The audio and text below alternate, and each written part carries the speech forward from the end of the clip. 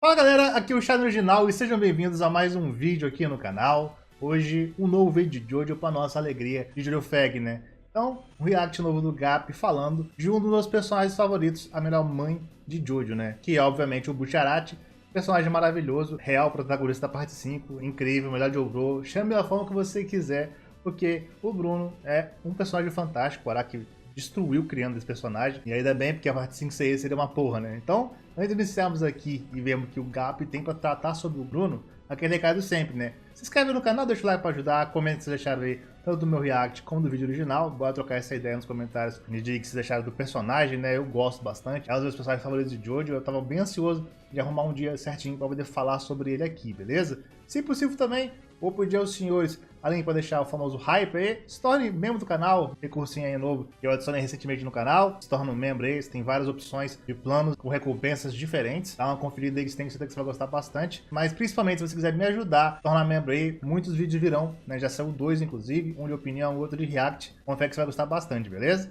É isso, não, pessoal, bora pro react. Bora então, Bruno Bucciarati é o melhor personagem de Jojo do Gap, vamos deixar o like e bora, né? Podem falar mal o quanto quiser, mas é sempre incrível passar muito tempo sem pensar na parte 5 de Jojo, e quando você finalmente resolve revisitar esse capítulo de novo, você sente aquela sensação de felicidade ao ouvir as músicas, olhar a animação linda e rever os personagens, principalmente essa última parte, rever os personagens. E tem um em específico que eu poderia dizer que é um dos personagens mais importantes. Não tem como, né, cara? O Bucciarati é maravilhoso. Que personagem incrível. Se não o personagem mais importante dessa parte inteira. E é uma das poucas vezes que eu posso afirmar que um Joe Bro é tão importante assim. Quando se fala sobre Joe Bros, é quase sempre um consenso de que a maioria das pessoas vão apontar o Gyro Zeppeli como o maior e melhor parceiro que algum Jojo já teve.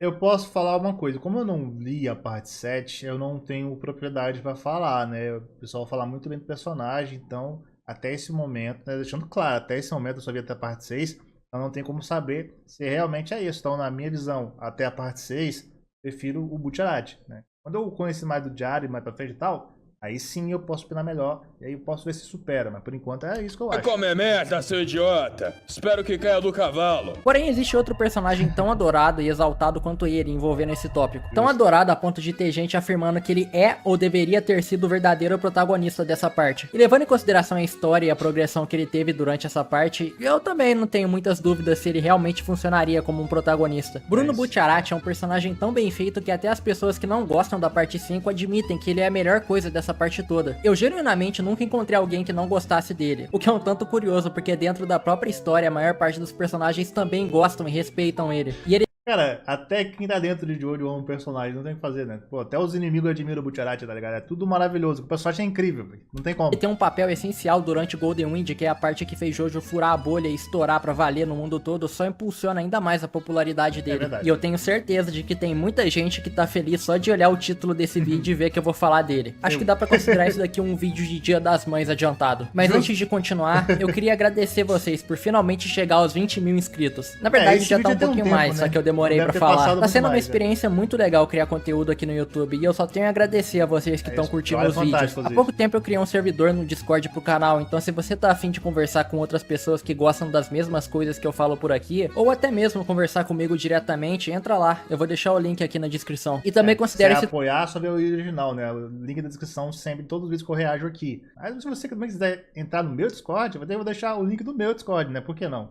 Tornar um membro se você puder e quiser me ajudar de alguma forma. Do chat maluco. Importante.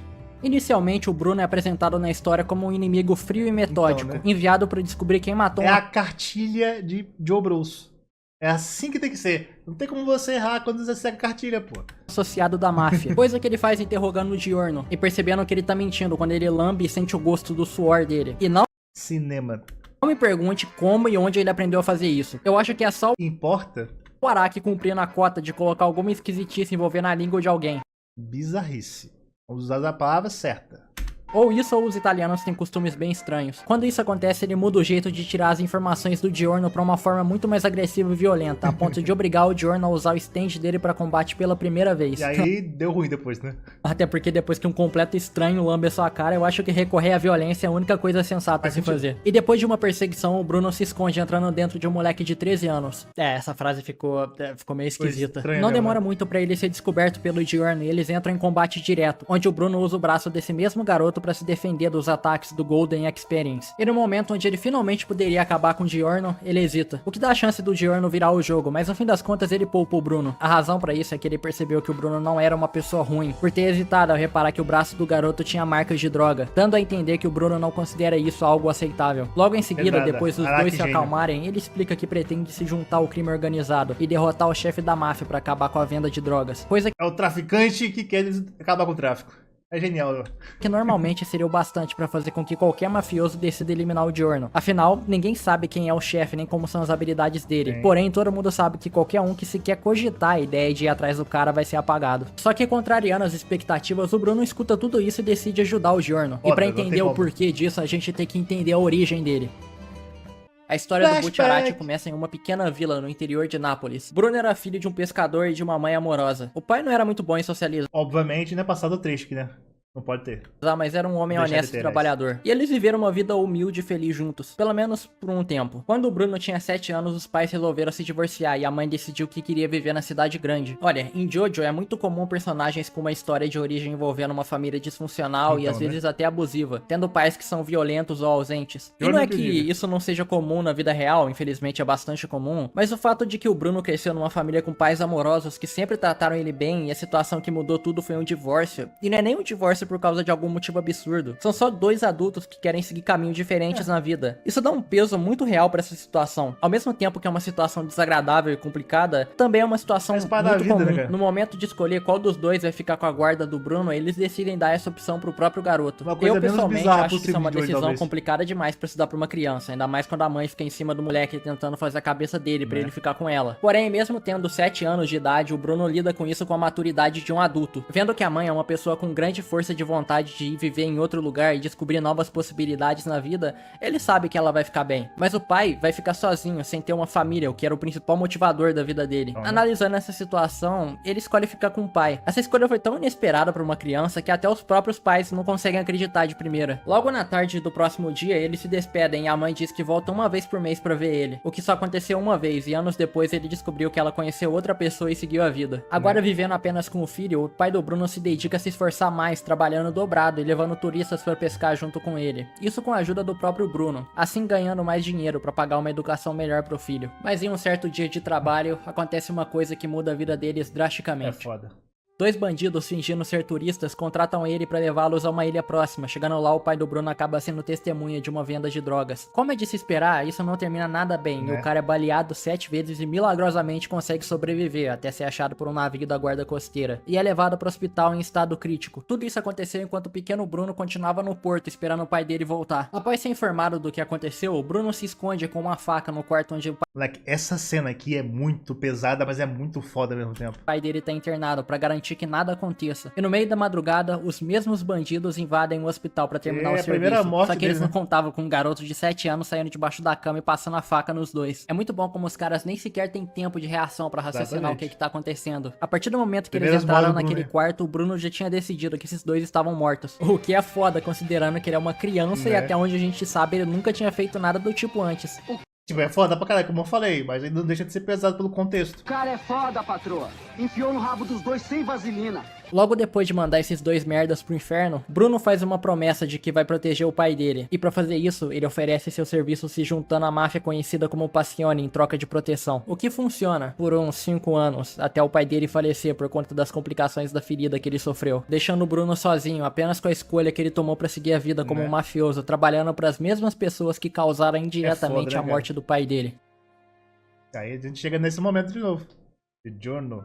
As histórias mais interessantes são as histórias sobre tragédias, e eu acho que dá pra considerar essa uma delas. Por essa história de origem, nós somos apresentados a tudo o que precisamos saber sobre o Bruno. Ele ama as pessoas em volta dele, ele é racional pra conseguir entender as motivações delas e tomar a atitude correta. Você percebe também porque que o próprio grupo deles acaba se tornando uma família pra ele também, diferente de qualquer outro tipo de membros dessa sociedade, de modo geral, né? E pode ser, no máximo, companheiros de trabalho, né? Criminosos, de modo geral, organizados juntos, mas nunca de fato tão próximos assim como o próprio Bruno. Correta em relação a elas, mesmo que isso não agrade todo mundo envolvido. Ele é inteligente o bastante pra entender a gravidade da situação em que ele se meteu e no momento que precisa ele é bruto pra fazer o que tem que ser feito. E ele é altruísta o suficiente pra doar a própria vida por uma causa, pra proteger a quem ele ama. Tudo isso não apenas quem ele ama, né? a posição que ele se coloca no começo da história, e obviamente antes também, e até onde ele viveu, de ajudar a sociedade de modo geral, já mostra pra ele, já é um segmento. A gente não vê, obviamente, depois, que a história acaba, né? O Araki não conta mais sobre, né? Mas eu acho que ele é um modelo ideal para o próprio Jono seguir a vida, né? Se inspirando muito na posição e das decisões que ele tomava para poder se tornar, depois que ele se tornou o chefe da Passione, né? E guiar em direção a como o Bruno trabalhava, né? Em prol da sociedade em volta ali, ajudando quem precisava e tal. Mesmo sendo um mafioso, né? Que não precisava fazer isso, ele fazia. E cuidava das pessoas muito mais do que qualquer outra autoridade que existia ali por ali, né? Então eu imagino que o Jono siga esse mesmo exemplo, porque ele teve essa figura, né?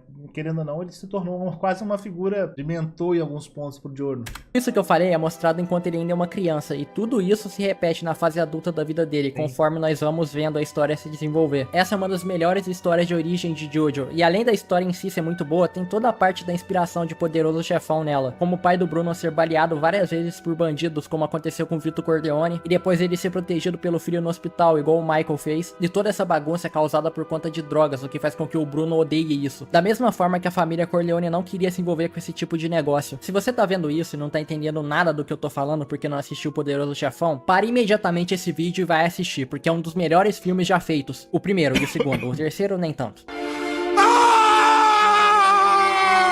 Agora com esse contexto, eu acho que dá pra entender melhor porque foi tão fácil assim pro Giorno convencer o Bucciarati a ficar do lado dele. Mas os laços dele vão além do Giorno, como a gente pode ver quando somos apresentados ao resto da gangue. Sim. Algumas pessoas possuem naturalmente um instinto de liderança, e os momentos do Bruno com os outros personagens deixam evidente que ele é esse tipo de pessoa. Durante as partes anteriores, nós também tivemos personagens que estavam nessa posição de algum modo. Na parte 3, esse papel é do Joseph, já que é ele quem traz o objetivo de derrotar o Dio pra história. E ele também tá muito mais velho, o que consequentemente faz ele ser o mais experiente ali do grupo. E na parte 4, o Jotaro, que também tá mais velho e mais experiente, tem praticamente o mesmo papel do Joseph na parte anterior. Só que mesmo esses dois ocupando uma posição de liderança, nunca foi algo muito destacado. Você tem noção de que eles são os líderes, mas na maior parte do tempo você vê eles só como mais um personagem no grupo principal. Já aqui fica bem clara a diferença do Bruno pela forma que ele interage com os outros personagens. Eu acho que esse é um dos pontos mais interessantes e únicos da parte 5. Nas outras partes você vê o grupo sendo formado. Aqui o grupo já tá formado, você assim como o Giorno tá conhecendo essas pessoas pela primeira vez, mas eles em si já se conhecem e já desenvolveram uma ligação um com o outro, e principalmente todos eles têm um laço forte formado com o Bruno. Conforme a história progride, nos é mostrado que cada um desses personagens se perdeu na vida de alguma forma, e foi o Bruno quem salvou cada um deles no ponto mais baixo da vida. Uma característica importante do Bruno é como ele sempre tá tentando conciliar o lado racional com o emocional, o lado de chefe com o lado de amigo. E além dos momentos de flashback, nós vemos isso acontecer com a Trish. Por mais que na prática ela seja só um trabalho que o Bruno recebeu, ele não consegue evitar de sentir empatia com a garota. Ainda mais quando você pensa que pelo Bruno não saber as verdadeiras intenções do Diávolo, ele genuinamente podia acreditar que era só um pai querendo proteger a filha. Coisa que ele entende muito bem, porque ele faz isso o tempo todo com o pessoal da gangue. Afinal e depois de contas é a mãe do grupo. Passar por várias tentativas de assassinato de outros mafiosos tentando evitar a gangue de levar a Trish pro Diávolo, eles finalmente chegam no ponto de encontro. E de novo, mesmo sendo só um trabalho, o Bruno não consegue deixar de tratar a Trish com carinho, como se ela fizesse parte do grupo, confortando ela antes de seja lá o que for acontecer quando ela encontrar o pai. Será que eu vou conseguir ser capaz de amar o meu pai? Essa preocupação não existe entre pais e filhos. Tem razão. Isso é bem óbvio. Foi sim. Se preocupar com essas coisas seria estranho. O problema é que é isso que acontece.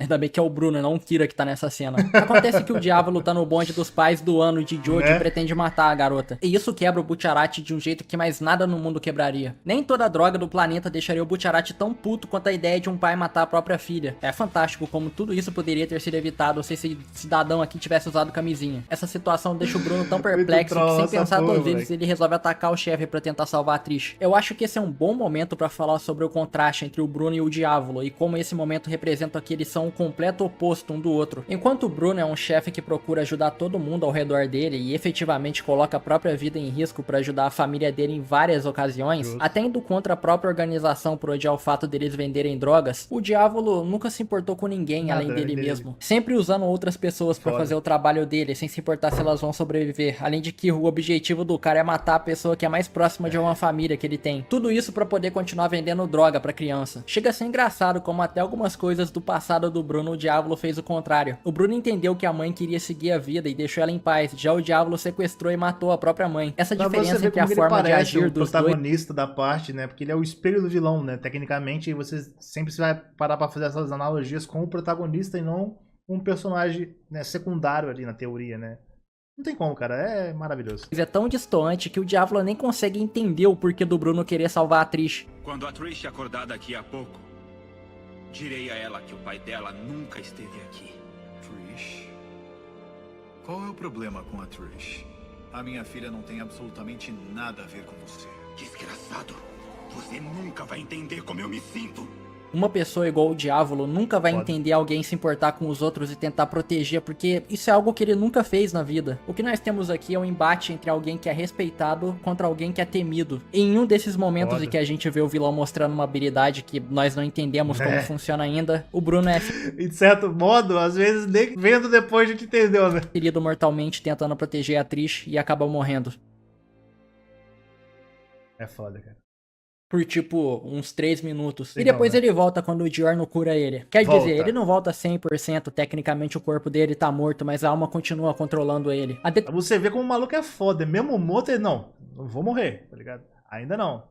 Já tem que fazer coisa aqui. A determinação do Bruno de proteger a Trish e os outros é tão forte que o cara simplesmente disse não pra morte. O ponto de virada da história dessa parte é quando ele revela pra gangue que traiu o chefe. E também é o segundo ponto de virada da vida do Bruno, já que na primeira vez, pra proteger quem ele ama, ele se juntou à máfia. E na segunda vez, ele teve que sair dela. Lembra que eu disse que o Bruno é alguém que na maior parte do tempo tenta equilibrar o racional com o emocional? Ele de fato tenta, mas as situações em que ele se encontra tendem a levar ele ao extremo de cada um desses dois. E isso é representado de um jeito brilhante com dois personagens, Fugo e Narancia. Apesar dos momentos de explosão de raiva, o Fugo é uma pessoa extremamente inteligente que se mantém racional na maior parte do tempo, e no momento em que o Bruno explica que traiu o chefe, ele é o único que não consegue aceitar que o Bucciarati tá fazendo aquilo e se recusa a continuar junto com ele, por ter certeza de que ele vai morrer se fizer isso. E olha, dá pra falar que ele tá de todo errado? No fim das contas, a maior parte do grupo realmente morreu. E não é como... E aí vem aquela outra questão, né? Como é? E se realmente, né, ele poderia ter morrido como Narancia ou o próprio Abakio, tá ligado? Mas enfim, se ele tivesse lá, esses personagens morreriam mesmo? Se ele tivesse lá a forma que os personagens agiram pra poder matar, né, esses personagens do grupo, agiriam de forma tão descuidada?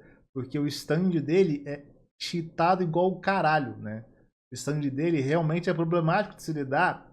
E isso poderia ter virado muitas lutas favoráveis a eles. Então, não sei se realmente, né, seria assim, né? Porque tudo é um arife, afinal de contas. Como se o Bruno não tivesse noção de que existia uma alta chance disso acontecer, e mesmo assim ele decidiu seguir esse caminho. Em contrapartida, o Narancia é uma pessoa muito mais emocional, tanto que mesmo em conflito, no fim ele decidiu seguir o Bruno. E mais pra frente na história, quando o que o Fugo disse que ia acontecer, de fato aconteceu, e o Abakio é morto, nós vemos o Bruno reprimindo totalmente o lado emocional dele, focando apenas em sair do lugar, que é a coisa mais lógica a se fazer pra proteger todo mundo. Esse é um dos momentos mais angustiantes de Jojo. Dá pra sentir o peso da responsabilidade do que aconteceu atingindo o Bruno, e como tá ficando cada vez mais complicado seguir em frente. Algumas pessoas que assistiram essa parte acharam meio sem sentido essa coisa do Bruno estar vivo e ao mesmo tempo morto, com o corpo se decompondo. Mas eu vou te dizer que isso foi uma ótima forma de representar o quanto toda essa situação tá fazendo ele se desgastar. Toda a pressão de ter que proteger todo mundo ao mesmo tempo que se preocupa em como ele vai derrotar um inimigo que parece invencível, e ainda por cima tem o problema do corpo dele tá literalmente apodrecendo. Esse conceito é tão bom que anos depois um dos melhores personagens já criado na história dos videogames repetiu esse arco. Se você não jogou Red Dead Redemption 2, fica esperto porque eu vou dar um spoiler agora, então pula pra essa marcação que tá aparecendo na tela. Em Red Dead Redemption 2, o Arthur Morgan passa pela mesma situação de perceber que ele passou anos trabalhando pra uma pessoa que na real não era nada do que ele pensava ser. Ao mesmo tempo ele descobre que tá morrendo e agora ele vai ter que fazer o que pode pra proteger as pessoas da gangue dele, ao mesmo tempo que o corpo dele tá cada dia morrendo mais. E no final ele gasta todo o resto de vida que sobrou por uma causa altruísta e termina morrendo sabendo que fez a coisa certa no fim. A não ser que você tenha jogado e pegado o final ruim. Aí tudo isso que eu tô falando não tem sentido nenhum pra você.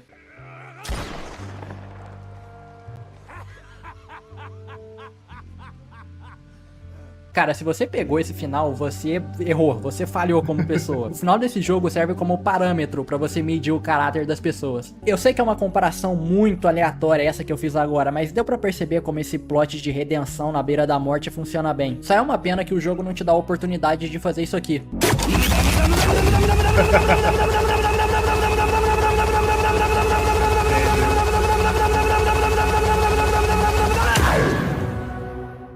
É tanta pressão ao mesmo tempo em uma pessoa só que me surpreende o fato dele ter conseguido chegar no Polnareff nos últimos episódios. Polnareff que curiosamente é outro personagem com princípios parecidos com o Bruno de proteger as pessoas em volta dele. E que também passou pelo inferno na Terra por causa disso. Foda. A esse ponto o corpo do Bruno se deteriorou tanto que ele perdeu todos os sentidos, ficando quase totalmente cego e surdo. E mesmo assim ele continua se esforçando o máximo que pode pra encontrar o Polnareff e pegar a flecha pra derrotar o Diávolo. É, não tem jeito, o bicho nasceu pra ficar protegendo os outros. Tá no sangue. O problema é que por conta das limitações na condição que ele tá, o Diávolo consegue fingir de triste pra enganar ele e conseguir descobrir onde Polnareff tá, pra assim eliminar ele e roubar a flecha. Que é o que acontece, mas no último momento o Silver Chariot Requiem é ativado e usa a habilidade pra trocar a alma do corpo de todo mundo que tá ali. E ironicamente a alma do Bruno vai parar justo no corpo do Diávolo. Esse que tá escondido no corpo do Mista, enquanto o Doppio vai pro corpo do Butcherati, que a esse ponto já tá praticamente morto por completo. Nesse meio tempo em que todo mundo tá confuso com o que tá acontecendo, mais uma vez uma morte acontece pra atormentar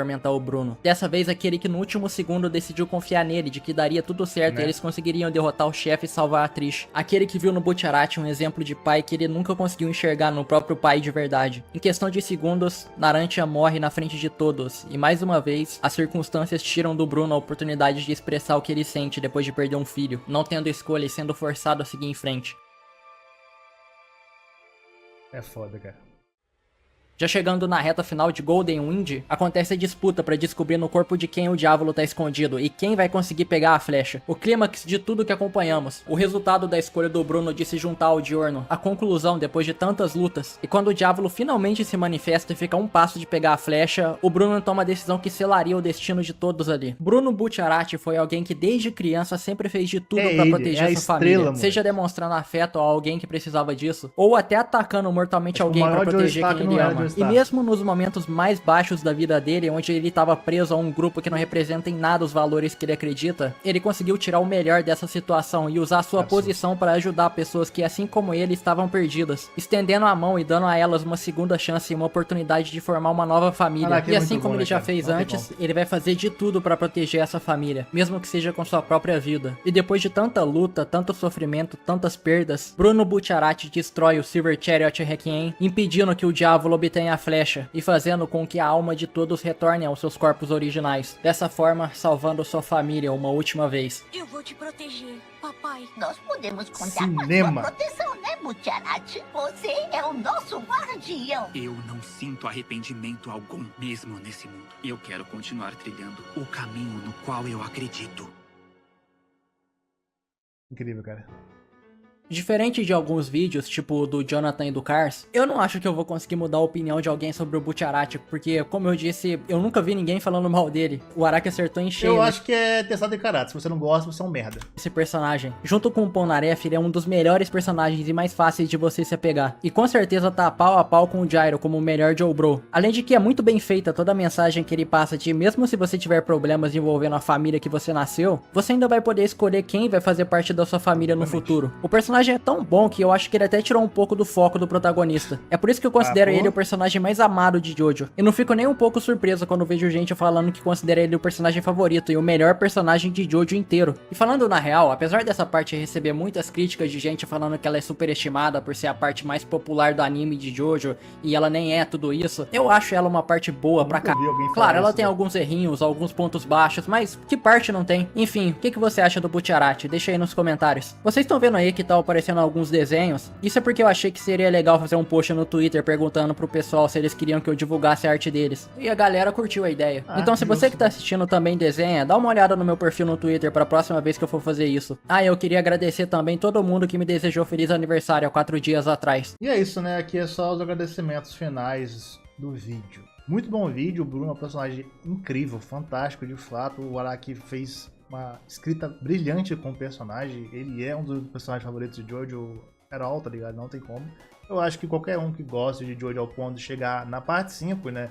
E não, sei lá, sair pulando coisa, ou mesmo ignorar a parte 5, né? Como às vezes aconteceu, na época a Netflix não postou a parte 5 lá, por algum caralho de motivo que seja, e demorou pra caralho pra sair, pode ser que tenha skipado e não viu exatamente isso, né? Vai saber. Então, cara, perdeu. O Bruno é uma passagem fantástica, né? E vale a pena ser apreciado. E todo mundo que acaba dando essa atenção à parte 5 acaba fazendo isso, né? Eu não conheço ninguém que não gosta do personagem. Muito menos se ela gosta mais do Jordan do que ele, né? Tipo, nunca acontece. O Butch é realmente, acho que a melhor coisa da parte 5. Ele é um personagem que com certeza ajuda muito a essa parte não ser considerada um negócio ainda pior do que ela é, né? Por parte do fandom, né? Mas que eu gosto dela, de forma geral. Então é isso. Gostei pra caralho do vídeo, realmente é muito legal e devo continuar trazendo outros vídeos do Gap, né? De vez em quando, poder a gente falar um pouco mais de Jojo e de personagem de Jojo de modo geral, né? Ele sempre tá trazendo alguma coisa focada em algum personagem e eu venho trazendo alguns reacts esporadicamente, beleza? Dica aí, novos vídeos pra eu trazer, caso você queira ver eu falando sobre alguns personagens específicos, né? Então, só falar aí que eu vejo trazer pra cá, beleza? Obviamente, vou pedir para os senhores deixar o like, se inscrever no canal, o hype pra fortalecer o vídeo aqui e, se possível, também para finalizar, considere se tornar membro do canal para me ajudar e também para você ter acesso aí aos conteúdos vindosos do canal, que vão ser exclusivos para membros, né? Vídeos de opinião, que inevitavelmente vão ter que migrar para lá por causa do algoritmo, e também nos reacts novos que eu devo trazer para lá, beleza? E é isso, obrigado pelo apoio pessoal e arrivederci!